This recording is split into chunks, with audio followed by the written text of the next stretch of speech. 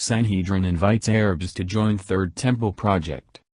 Sons of Ishmael told time has come to rebuild.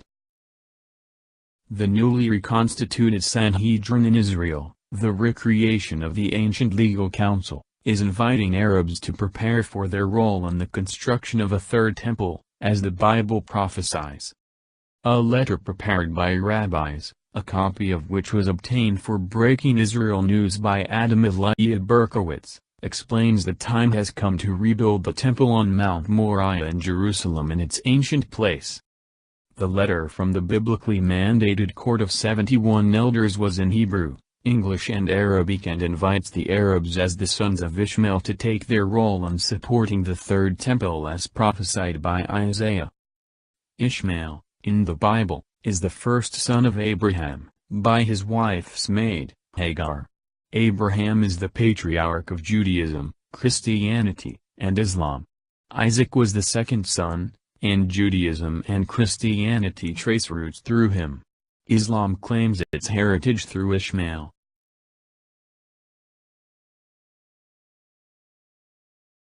We, the Jews who advocate building of the temple, are applying to your honorable ones, who were nominated by their peoples to give oath, raise vows and gifts to the temple as prophesied by prophet Isaiah concerning your essential role and honorable position in keeping the temple and supporting it with lamb sacrifices and incense in order to receive God's blessings, the letter continued.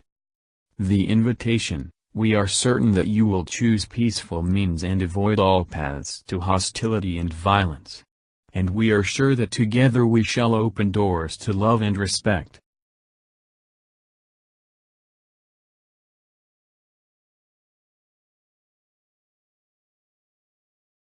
The report said the letter was signed by 23 rabbis who have worked together to re-establish the Sanhedrin.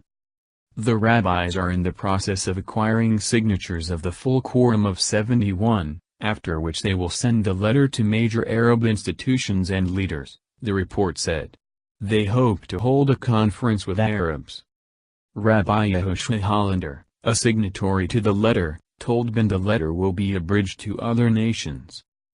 The Jews are commanded to be a nation of priests, he said, citing Exodus 19:6. But you shall be to me a kingdom of priests and a holy nation.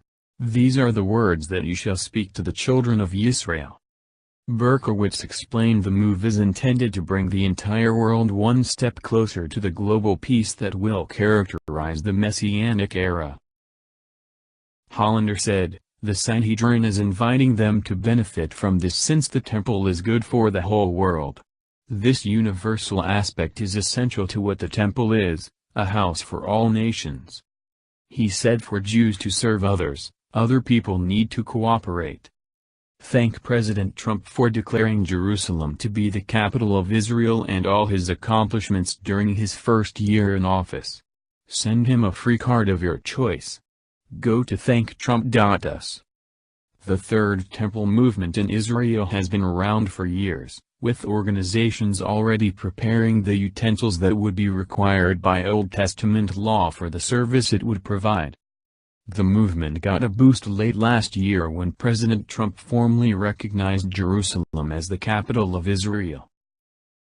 What he did was an enormous step in bringing the temple, said Asaf Fried, official spokesman for the United Temple Movement, an association of organizations working towards making the Third Temple a reality. He added, this necessarily had to come from a non-Jew in order to bring them into the process, so they will be able to take their part in the temple. Fried sees Trump's role similar to the one played by Cyrus, the Persian king who ended the Babylonian exile and helped build the Second Jewish Temple. There have been amazing advances towards bringing the temple this year. It was clear that Trump was part of that process, guided by Hashem, God, Fried declared. And this gospel of the kingdom shall be preached in all the world for a witness unto all nations. And then shall the end come. When ye therefore shall see the abomination of desolation, spoken of by Daniel the prophet, stand in the holy place. Whoso readeth, let him understand. Then let him which be in Judea flee into the mountains, let him which is on the housetop not come down to take anything out of his house, neither let him which is in the field return back to take his clothes. And woe unto them that are with child, and to them that give suck in those days. But pray ye that your flight be not in the winter, neither on the Sabbath day. For then shall be great tribulation, such as was not since the beginning of the world to this time, no, nor ever shall be. And except those days should be shortened, there should no flesh be saved, but for the elect's sake those days shall be shortened.